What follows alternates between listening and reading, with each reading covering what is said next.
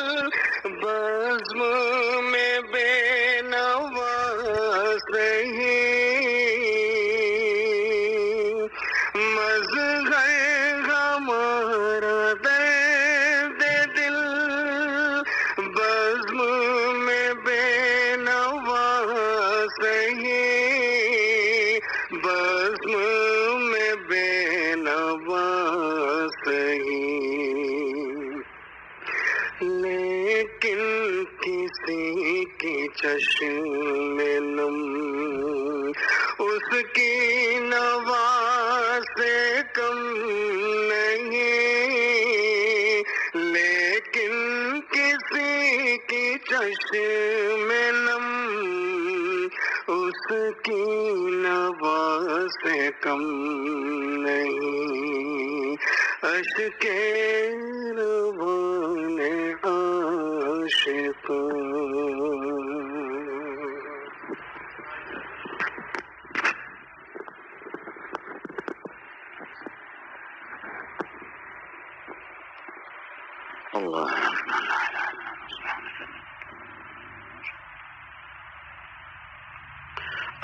اللہ الحمد لله وكفى والصلاة والسلام على عباده الذين اصطفى، أما بعد فأعوذ بالله من الشيطان الرجيم، بسم الله الرحمن الرحيم، يا أيها الذين آمنوا اتقوا الله وكونوا مع الصادقين،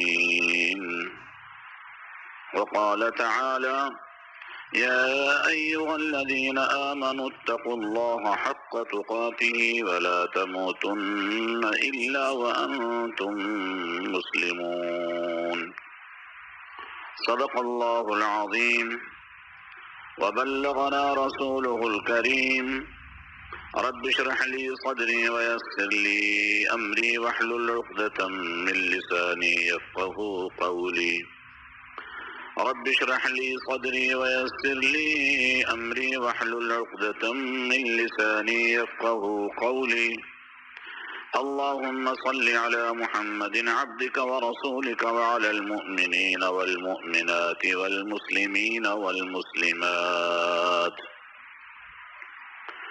میرے محترم بزرگوں، بھائیوں اور دوستوں اور قابل احترام خواتین، ماؤں، بہنوں، بیٹیوں، اپنے پیارے شیخ و مرشد و محسن و مربی و مشفق حضرت اقدس مولانا شاہ حکیم محمد مظہر صاحب حفظہ اللہ ورعاہ مع الصحت والعافیہ، جو کہ اس وقت مدینہ منورہ کی سرزمین پر تشریف فرما ہیں اور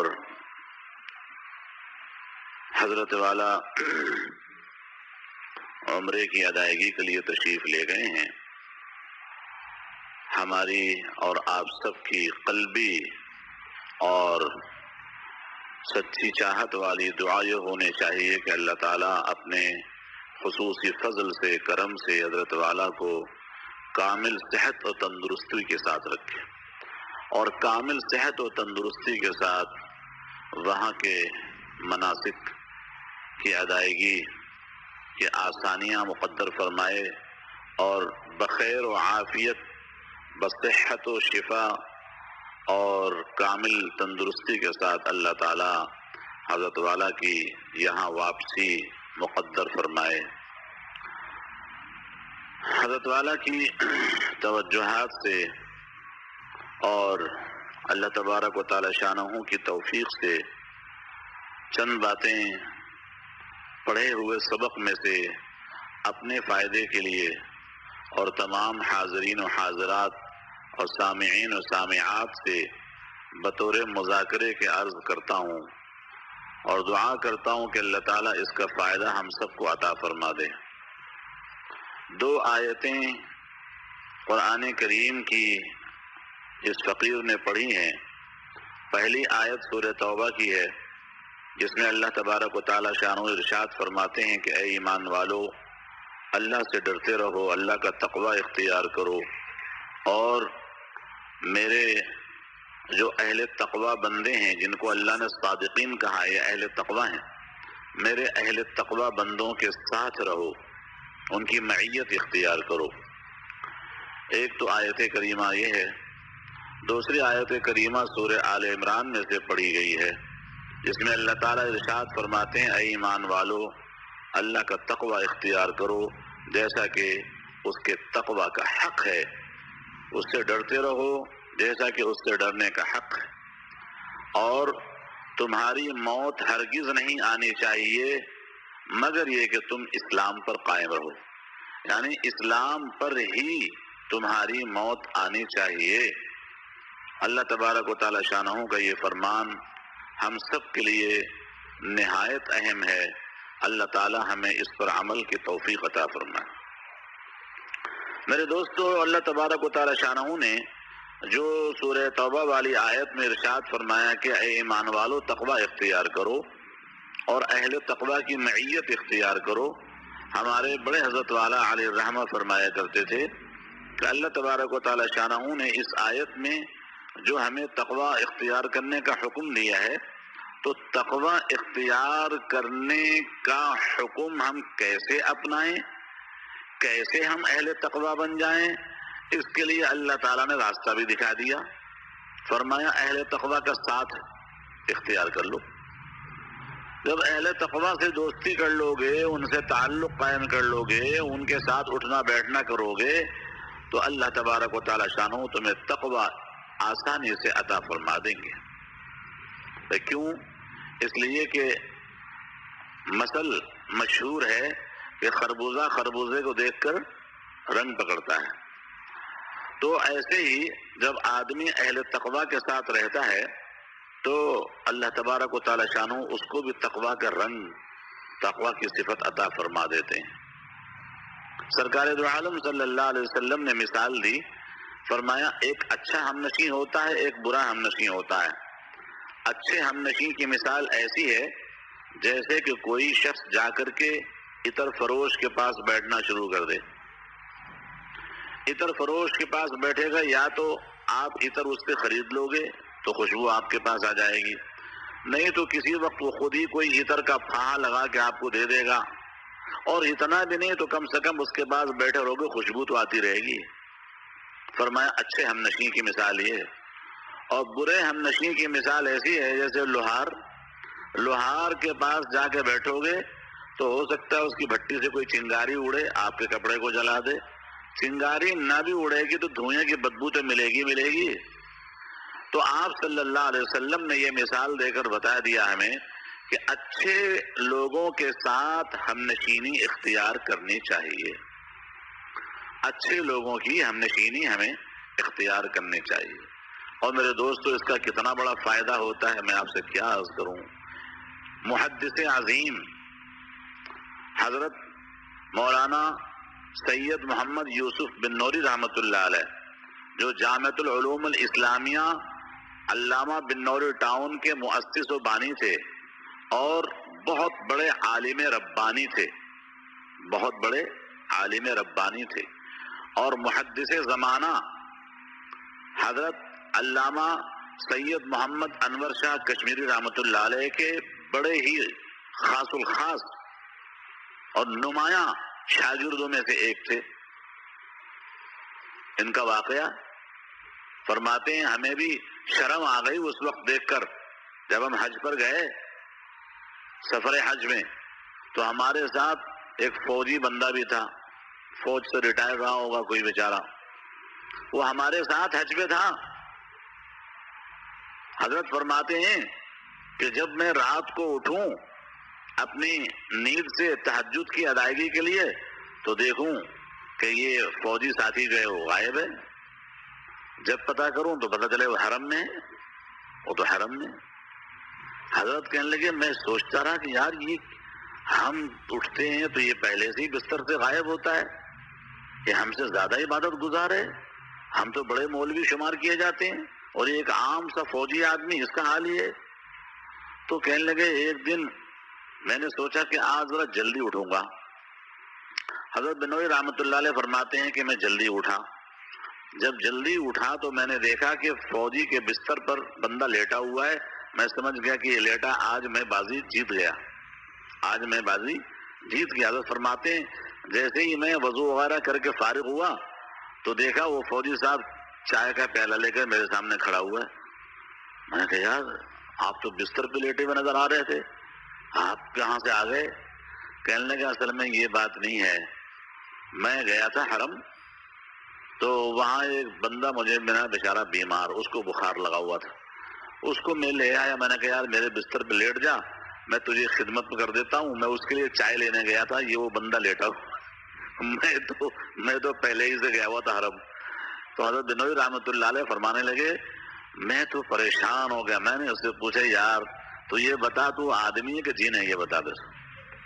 میں کئی دن سے سوچ رہا ہوں کہ تجھ سے مقابلہ کروں, عبادت میں ترقی کروں, تجھ سے آگے بڑھوں, لیکن تم مجھ سے آگے ہی نظر آ رہا. چکر کیا ہے؟ صحیح صحیح بتا, راز کیا ہے؟ تو میں تو علامہ انور شاہ کشمیری جیسے عظیم محدث کا شاگرد ہوں, تو یار فوج سے ریٹائر ہو کر کے آیا, تجھے کیسے یہ سب چیزیں مل گئیں؟ تو اس نے کہا حضرت جی بات اصل میں یہ ہے, یہ جو کچھ بھی اللہ تعالیٰ نے یہ توفیق بخشی ہے یہ حضرت مولانا احمد علی لاہوری رحمۃ اللہ علیہ کی جوتیوں کا صدقہ ہے. حضرت مولانا احمد علی لاہوری رحمۃ اللہ علیہ کی جوتیوں کا صدقہ ہے. حضرت کے ساتھ کچھ وقت گزارنے کا اللہ نے موقع عطا فرمایا, اس کی برکت ہے.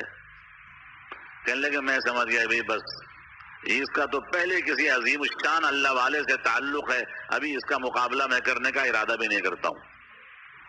میرے دوستو, اللہ والوں کے تعلق اور اللہ والوں کی صحبت اور اللہ تعالیٰ اللہ والوں کے ہم نشینی کی برکت سے بندہ کہاں سے کہاں پہنچ جاتا,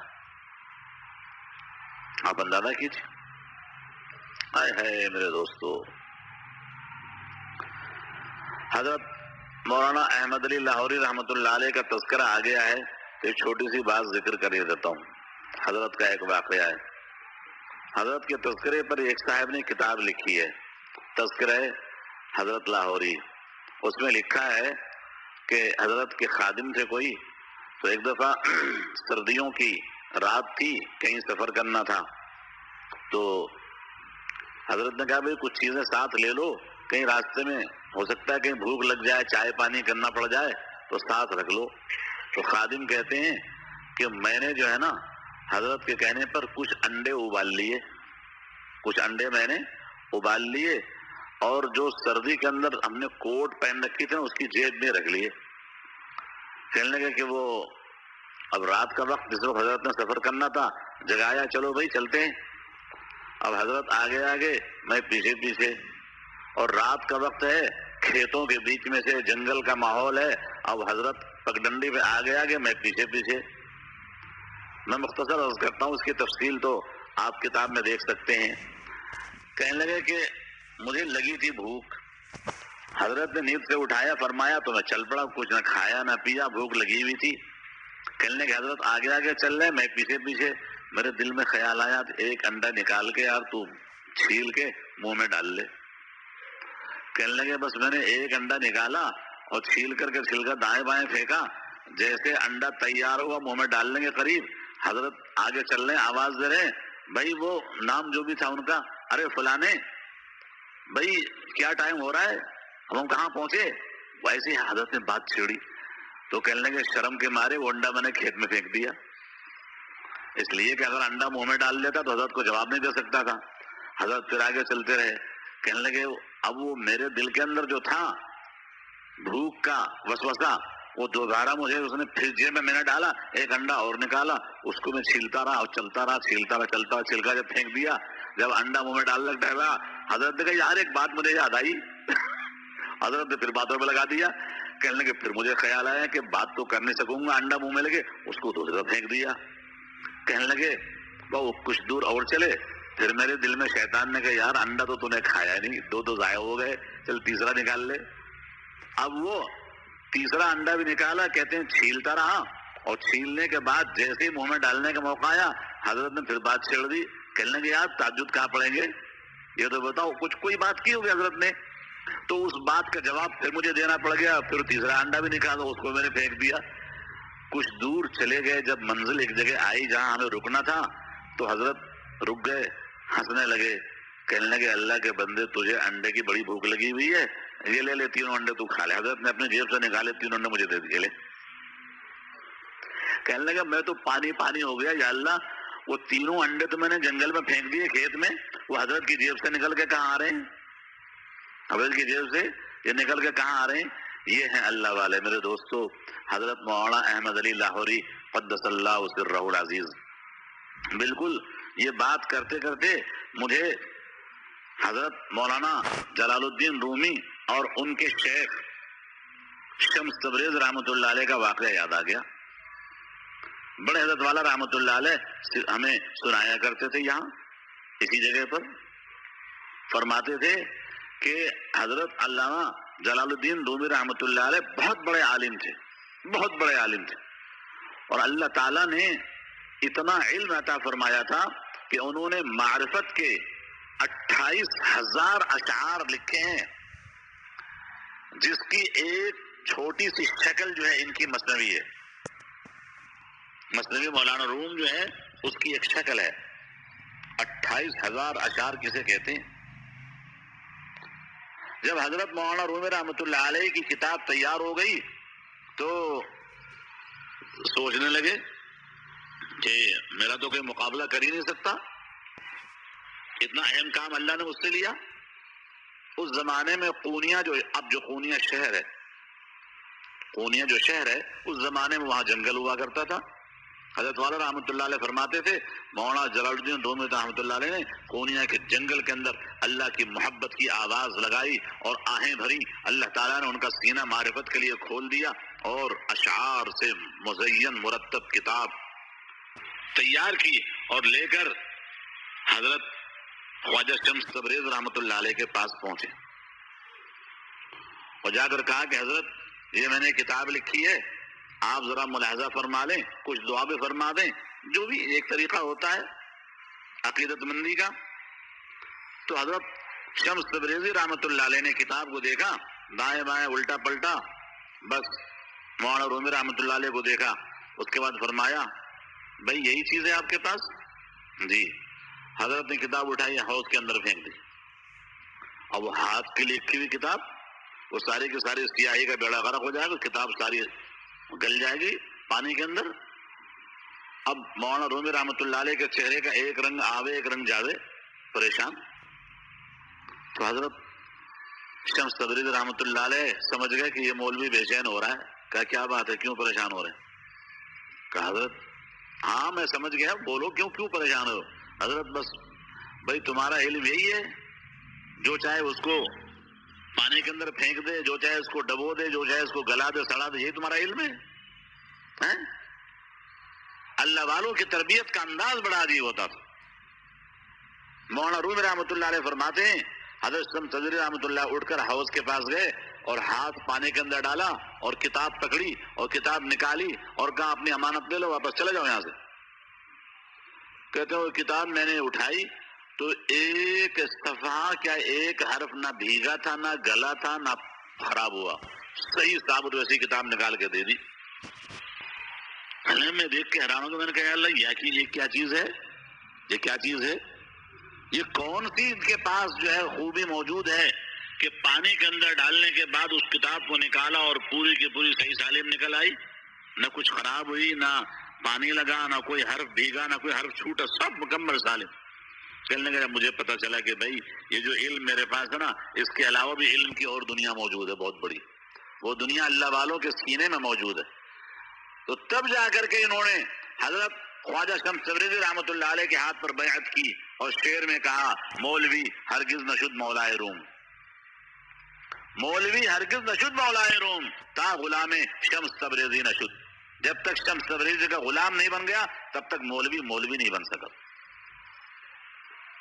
اور میرے بھائی اور دوستو، حضرت مولانا جلال الدین رومی رحمۃ اللہ علیہ کی جو کتاب ہے مثنوی، ہم لوگ تو صرف نام سنتے ہیں، ہمارے بڑے حضرت والا رحمۃ اللہ علیہ نے اس کی جو شرح فرمائی سبحان اللہ و بحمدہ سبحان اللہ العظیم، اس شرح کو دیکھ کر وقت کے بڑے بڑے علماء نے تقریریں لکھی، آپ دیکھیے درس مثنوی حضرت والا کی جو ہے۔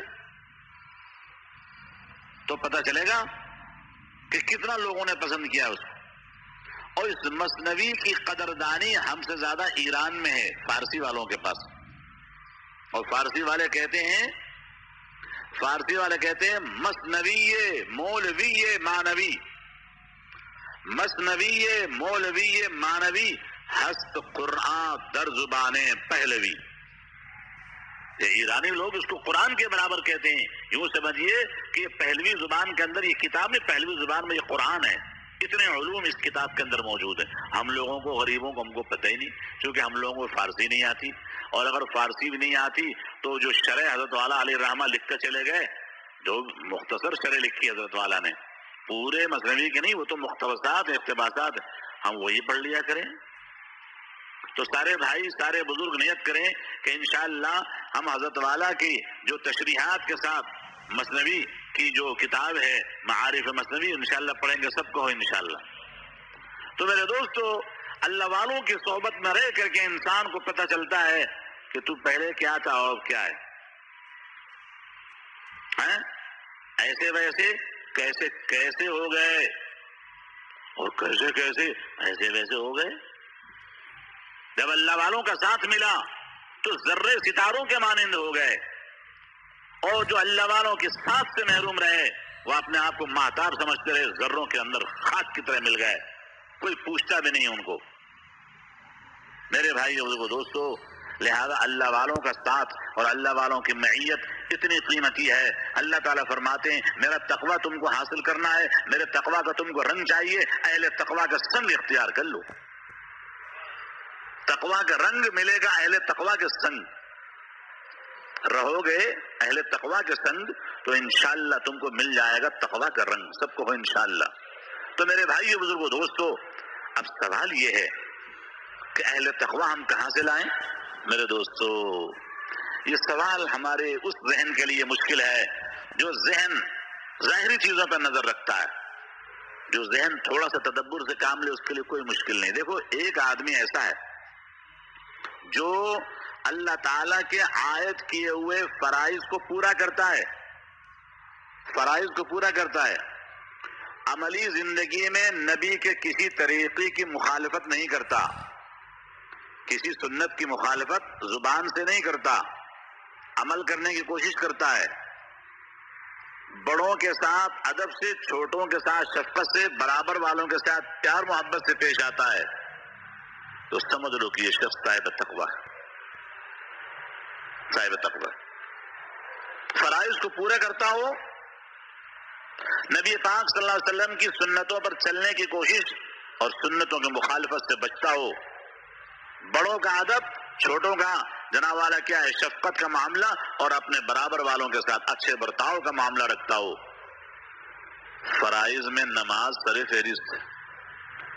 حدیث شریف میں ہے، نبی کریم صلی اللہ علیہ وسلم نے ارشاد فرمایا، جب تم کسی شخص کو دیکھو کہ اس کا دھیان نماز کی طرف لگا رہتا ہے، نماز کی طرف لگا رہتا ہے، اذان ہوتی ہے، وہ جیسے اس کے دل میں کھلبلی سی مچ جاتی ہے، یار یہ چھوڑ، یار وہ چھوڑ، یہ وہ چھوڑ، یار ٹائم، یار جماعت کتنے بجے، ارے بھائی جماعت اتنے بجے، یار بس چھوڑ دے، بات بعد میں کریں.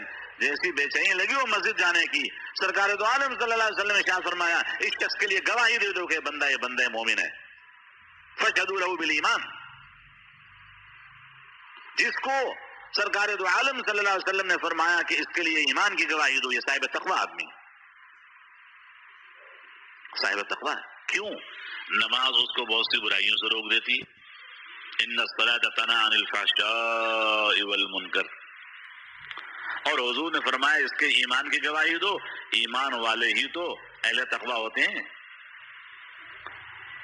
ایمان والے ہی تو اہل تقویٰ ہوتے ہیں. ایمان کے بغیر تقویٰ نہیں آ سکتا.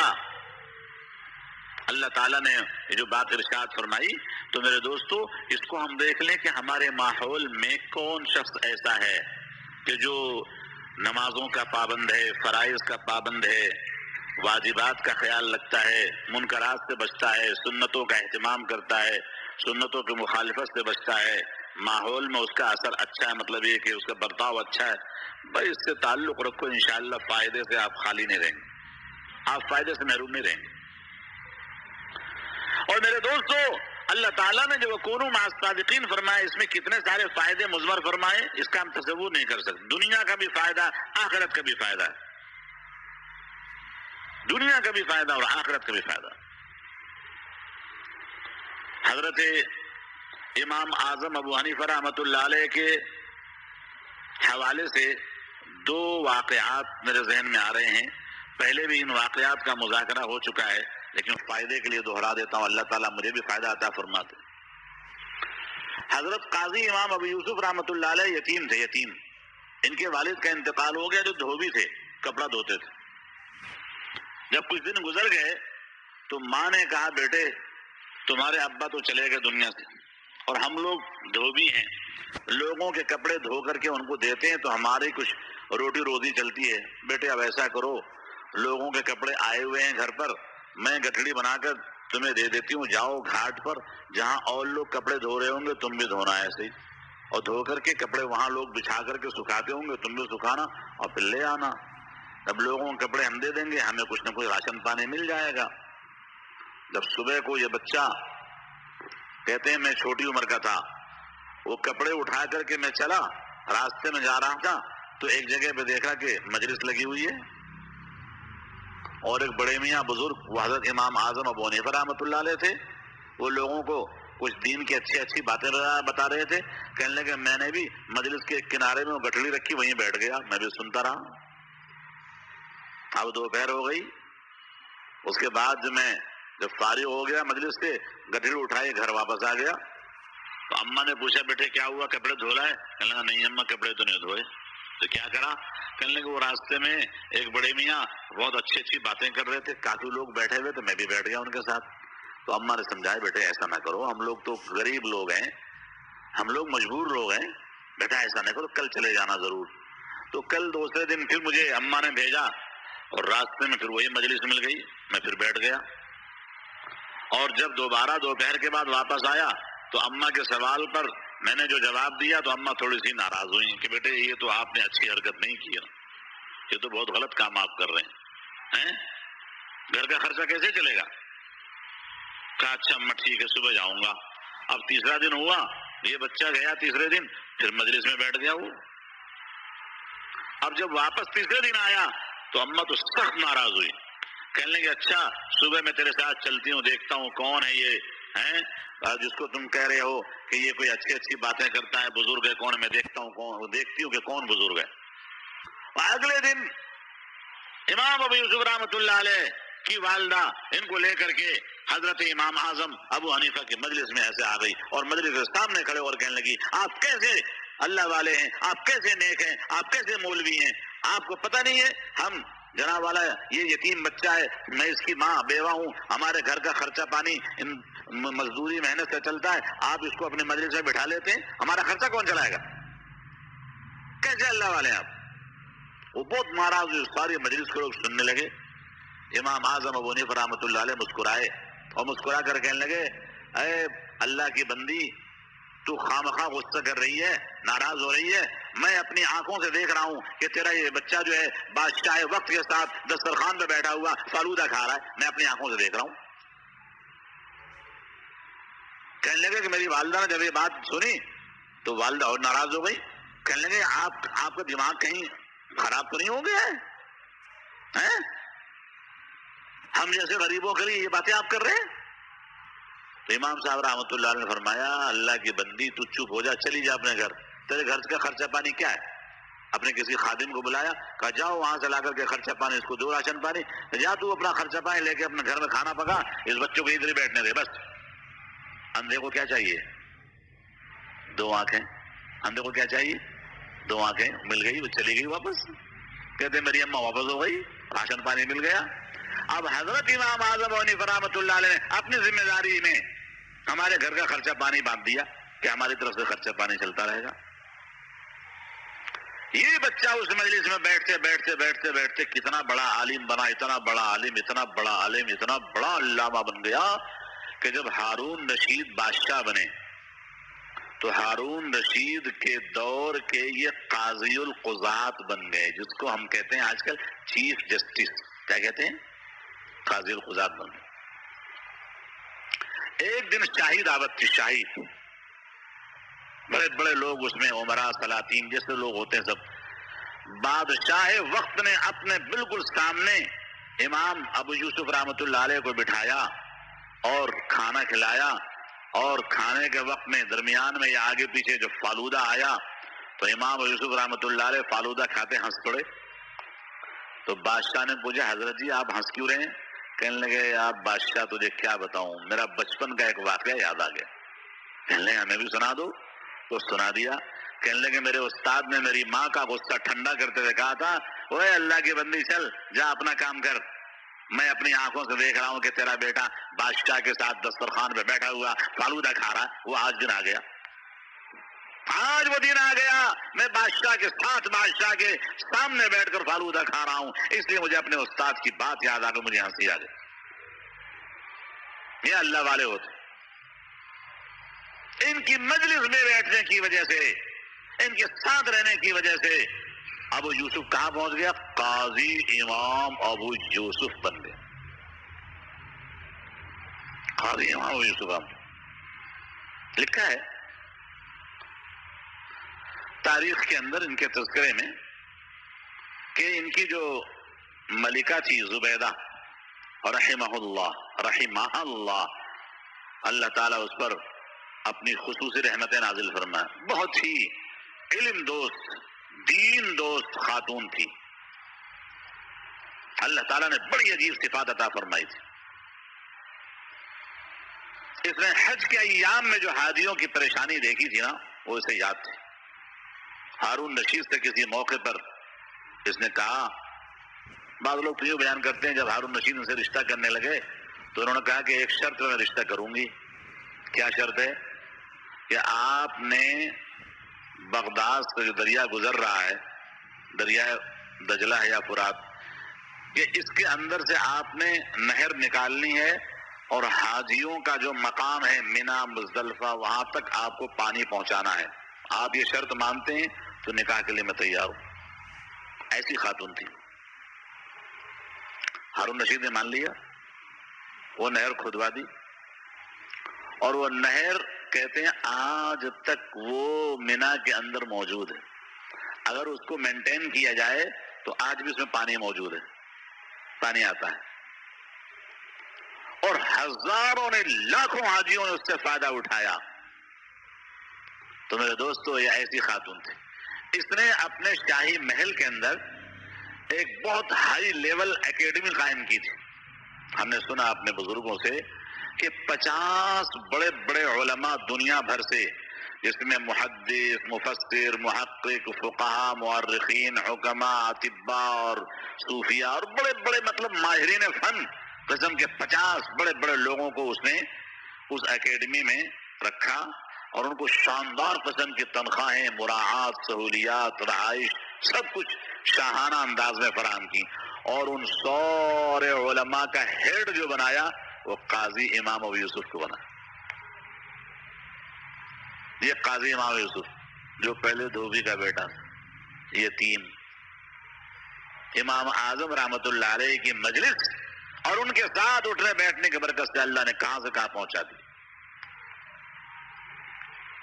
آج ہم فقہ کی کتابوں میں پڑھتے ہیں نا، امام ابو حنیفہ رحمۃ اللہ علیہ کے صاحبین، جب صاحبین کہتے ہیں تو صاحبین سے مراد یہی امام ابو یوسف اور امام محمد مراد ہوتے ہیں. اور جب کبھی کہتے ہیں شیخین تو شیخین میں امام اعظم اور امام ابو یوسف مراد ہوتے ہیں. جب کبھی کہتے ہیں طرفین تو امام اعظم اور امام محمد مراد ہوتے ہیں. تو اب دیکھ لیجیے آپ اللہ تعالیٰ نے امام ابو یوسف رحمۃ اللہ علیہ کو کہاں پہنچایا. ایک دفعہ حضرت مولانا سالم قاسمی صاحب رحمۃ اللہ علیہ یہاں تشریف لائے. جب بھی تشریف لاتے تھے خانقاہ میں بھی تشریف لاتے تھے. تو ہمارے یہاں قریب ایک بزرگ کے ہاں حضرت کی دعوت تھی ناشتے کی، تو اس میں فقیر کو بھی مدعو کیا گیا. تو وہاں کچھ محلے کے احباب، کچھ ہمارے صاحب کے طلباء علماء بھی جمع تھے. میں نے حضرت سے درخواست کی، میں نے کہا حضرت ایک چھوٹی سی گزارش. کہنے لگے ہاں بولو. میں نے کہا حضرت جب تک ناشتہ آتا ہے تو کچھ تھوڑا ٹائم ہے 10-15 منٹ، تو کیا ہی اچھا ہو کہ آپ کچھ ہمیں کچھ نصیحتیں کر دیں، کچھ اچھی باتیں سنا دیں. تو حضرت مولانا سالم قاسمی صاحب رحمۃ اللہ علیہ نے فقیر کی دعوت قبول کر لی. کہا ٹھیک ہے. میں نے سارے ساتھیوں کا میں نے کہ سب کرسیاں قریب لے آؤ بھائی. وہ سب قریب آ گئے. حضرت نے تھوڑی دیر بعد ایسی شاندار بات کی میں کیا بتاؤں آپ. ہوئے ہوئے ہوئے جو لوگ مجلس میں موجود تھے سب ایسے کہا کیا شاندار بات, مختصر پر اثر. اللہ والوں کی باتیں بڑی عجیب ہوتی. انہوں نے دوران گفتگو فرمایا کہ اللہ والوں سے تعلق کسی بھی درجے میں فائدے سے خالی نہیں ہے. اللہ والوں سے تعلق رکھو بس, کسی درجے میں خالی نہیں ہے فائدے سے. چنانچہ فرمایا کہ حضرت امام اعظم ابو حنیفہ رحمۃ اللہ علیہ کی جو مجلس ہوتی تھی, اس مجلس میں کبھی کبھار ایک نوجوان ایسے گزرتا ہوں نا, کنارے بیٹھ جاتا تھا اور حضرت کی باتیں سنتا تھا. جب مجلس ختم ہوتی اٹھ کے چلا جاتا, نہ دعا سلام کچھ نہیں, حضرت سے ملتا بھی نہیں تھا. لیکن حضرت کی نظر رہتی تھی سب پر. حضرت نے دیکھا کہ چند دن یہ لڑکا پابندی سے آیا, نوجوان ایک دن غائب. حضرت نے مجلس کے اختتام پر پوچھا بھائی ساتھیو یہ بتاؤ, ایک نوجوان وہاں بیٹھ جاتا تھا مجلس میں, ملتا ملاتا تو نہیں تھا لیکن پابندی سے آتا تھا, تو آج میں اسے دیکھ رہا ہوں کہ موجود نہیں ہے, کیا کوئی بتا سکتا ہے کہ کہاں رہتا ہے, کیا مسئلہ ہے, کیوں آج نہیں آیا؟ اللہ والے کیسی فکر کرتے ہیں. دیکھ اللہ والے وارثین انبیاء بھی ہوتے ہیں. جیسے نبی کو اپنے امت کے لوگوں کی فکر ہوتی ہے نا, ایسے اللہ والے اپنے تعلقات والوں کو بھی فکر کرتے رہتے. اللہ. تو ایک شخص نے کہا حضرت میں جانتا ہوں اس کو. حضرت نے کہا کیا جانتے ہو؟ کہا حضرت اس کی نئی نئی شادی ہوئی تھی, گزشتہ رات اس کے گھر میں ڈکیتی ہو گئی. اب وہ جو ڈکیتی ہوئی نا, اس ڈکیتی کی وجہ سے بیچارہ وہ غمزدہ ہے, اس لیے وہ آج ادھر آیا ہی نہیں. حضرت نے کہا اچھا بھائی تم ہمیں اس کے گھر لے چلو, ہم اس سے مزاج پرسی کریں گے, اس سے تسلی کی باتیں کریں گے. اس نے کہا تھا ٹھیک. حضرت امام اعظم ابو حنیفہ رحمۃ اللہ علیہ اس کے ساتھ چلے گئے اس نوجوان کے گھر. دستک دی, نوجوان خود آیا, دیکھا حضرت دروازے پہ کھڑے ہیں تو حیران ہوا. حضرت نے کہا بھائی ہم تو آپ کی ہمدردی میں چلے آئے, ہمیں واقعہ سننے کو آیا کہ آپ کے گھر ڈکیتی ہو گئی ہے. کہنے لگا حضرت بس مت پوچھیں, میں بہت پریشان ہوں. حضرت نے کہا کیا ہوا؟ خیر بات چیت ہوئی تو اس نے کہا حضرت وہ جو ڈکیت ہے نا, جو رات کو آیا میرے گھر پہ ڈاکہ ڈالنے کے لیے, میں اس کو پہچانتا ہوں. وہ ہمارے اسی قریب میں رہنے والا آدمی ہے, لیکن اس ظالم نے مجھے سوتا ہوا خنجر لے کے میرے سینے پہ رکھ دیا اور اس نے کہا کہ کلما کی قسم کھا, کلما کی قسم کھا کہ میں کہیں بھی کسی بھی شخص کے سامنے یعنی کہ ڈاکو کا نام نہیں لوں گا. اگر میں نے نام لیا تو میری بیوی کو ہمیشہ کے لیے طلاق. یہ قسم کھا, اور اگر قسم نہیں کھاتا ہے تو میں چھرا تیرے سینے میں گھونپ دیتا ہوں. کہتا حضرت جان بچانی بھی ضروری تھی, اب کیا بتاؤں بیوی بچانی بھی ضروری تھی, بیوی بھی چاہیے جان بھی چاہیے, تو میں نے وہ کلما کی قسم کھا لی. حضرت اب میں پھنس گیا ہوں کہ اس ڈاکو کا نام بھی کسی کے سامنے, اگر میں کہیں جاؤں تھانے میں شکایت لے کر تو لکھنا پڑے گا, نام بتانا پڑے گا, میری بیوی کو طلاق پڑ جائے گی. آپ کو بتاتا ہوں تو میری بیوی کو طلاق پڑ جائے گی. تو یہ بڑا مسئلہ ہے حضرت, میں کیا کروں مجھے سمجھ نہیں آ رہی ہے. حضرت نے فرمایا کوئی مشکل نہیں, تو ہمارے ساتھ چلو, تمہارا مسئلہ اللہ حل کر دیں گے. دیکھیں نا اللہ والوں کے ساتھ رہنے سے کیسے مسائل حل ہوتے ہیں. حضرت وہ کیسے؟ کہنے کو تو فکر نہ ہو, تمہارے محلے میں جو مسجد ہے نا, اس مسجد میں آنے والا جمعہ ہم پڑھائیں گے. اور بولو اور سنو غور سے, جب میں جمعے کی نماز پڑھاؤں گا نا, سلام پھیرتے میں نے زور سے اعلان کرنا ہے مسجد میں کہ سارے نمازیوں توجہ کے ساتھ اعلان سنو, امام ابو حنیفہ مسجد کے دروازے پر ابھی کھڑا ہوگا, کوئی بھی نمازی ابو حنیفہ سے مسافے کے بغیر ہرگز نہ نکلے. یہ میں اعلان کروں گا, اور دروازے کے اوپر تم نے آ کے میرے سامنے کھڑے ہو جانا ہے. جیسے لوگ مسافہ کر کے جائیں گے نا, تو تم نے کیا کرنا ہے, ہر آدمی کو دیکھتے ہوئے کہنا ہے, جو بھی مسافہ کرے تم نے کہنا ہے نہیں نہیں نہیں, بس یہی کرنا ہے بس. اور جب ڈاکو مسافہ کرے گا تو تم نے چپ رہنا ہے, ظاہر ہے تو اس نے تمہیں قسم دی کہ نام نہیں لوگے. اس نے تمہیں قسم کیا دی ہے کہ تم میرا نام کسی کے سامنے نہیں لوگے. تو لفظ نہیں تم نے نہیں بولنا ہے اور میں نے اس کو دبوچ لینا ہے. بس دیکھیں عقل کیسے دیتا ہے اللہ تعالیٰ فقہا کو. سب کہو سبحان اللہ. تو امام اعظم ابو حنیفہ رحمۃ اللہ علیہ نے ایسے ہی کیا. جمعہ پڑھایا ان کے محلے کی مسجد میں اور سلام پھیرتے اعلان کیا کہ کوئی شخص بغیر مصافحہ کیے ہوئے نہ نکلے. سارے لوگ ٹھہر گئے. بھائی بڑے مولانا صاحب کا اعلان ہے, بھائی سب رک جاؤ. اب بڑے مولانا صاحب گیٹ پہ آ کے کھڑے ہو گئے. ایک ہی گیٹ ہے مسجد کا. اب جو بھی مصافحہ کرتا ہوا جا رہے ہیں نا, بس یہ لڑکا کہتا ہے نہیں نہیں نہیں نہیں. کسی کو پتہ نہیں چل رہا ہے یہ نہیں نہیں کیا ہو رہا ہے. کسی کو کیا پتا کیا کر رہا ہے. وہ تو آپس میں حضرت کے ساتھ پہلے سے کیا تھا, طے شدہ پلان تھا, پروگرام تھا. تو عام نمازی کو کیا پتا یہ نہیں نہیں کیا کر رہا ہے. جیسے ہی ڈکیت نے حضرت کو مصافحہ کیا نا, یہ بندہ چپ. حضرت امام اعظم ابو حنیفہ رحمۃ اللہ آنکھوں میں اشارہ کیا, ہاں یہی ہے, پکڑ لیا گریبان سے, چل بھائی باہر آ جا, تو تیری خیریت ہم نے معلوم کرنے کے لیے سارا پلان کیا تھا. تو امام اعظم ابو حنیفہ رحمۃ اللہ علیہ نے حضرت نے بتایا, کہنے اس کو پہلے 2-4 تھپڑ اچھی طریقے سے لگایا. اس کو کہا کہ تو بڑا چالاک بنتا ہے, ڈکیتی بھی ڈالتا ہے اور کلما کی قسم بھی کھلاتا ہے. نکال سارا مال, ایک نوالا بھی ہضم نہیں کرنے دوں گا تجھے میں.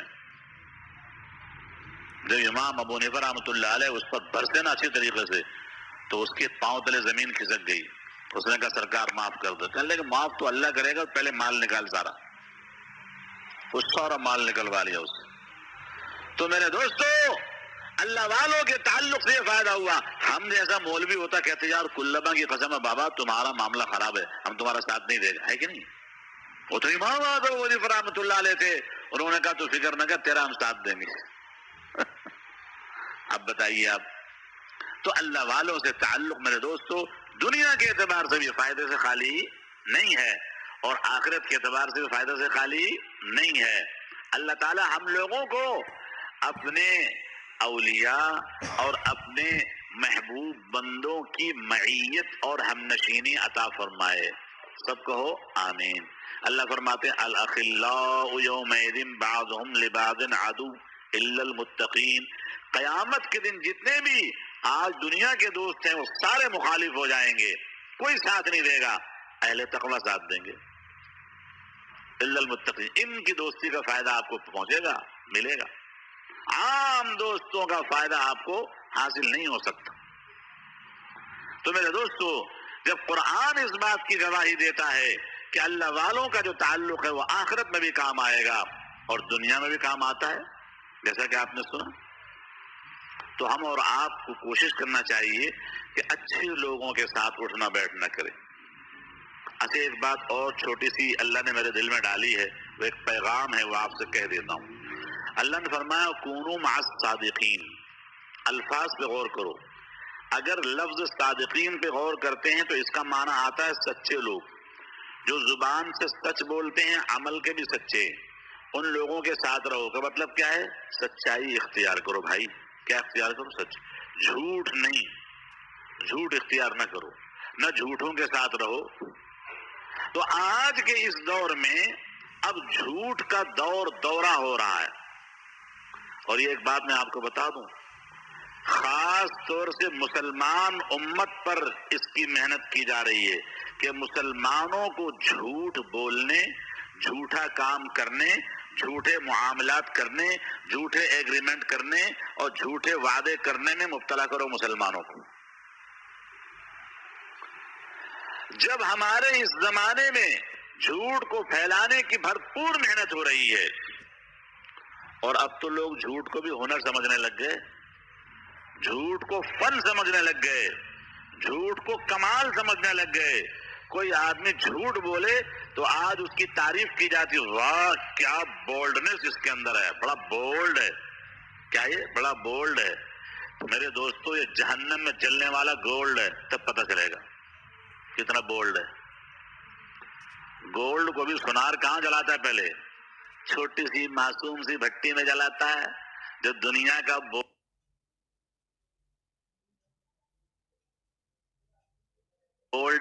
اسے 70 گنا تیز آگ کے اندر جلائیں گے.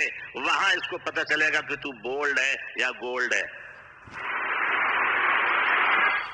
تو میرے بھائیو، آج کے اس دور میں کونوا مع الصادقین کا پیغام یہ ہے: جھوٹے لوگوں سے بچو، جھوٹ سے بچو، جھوٹے اعمال سے بچو، اور جھوٹے لوگوں سے تعلقات رکھنے سے بچو. جھوٹ جب بڑھ جاتا ہے اور جھوٹ کی صفت میں مبالغہ پیدا ہوتا ہے تو اس کو عربی میں کہتے ہیں دجل. عربی میں اسے کیا کہتے ہیں؟ دجل. اور دجل والا جو ہوتا ہے، یاد رکھیے میرے دوستو، دجل جو ہے وہ پھر آگے بڑھا کے بندے کو دجال بنا دیتا ہے. دجال. عشاء 9 بجے.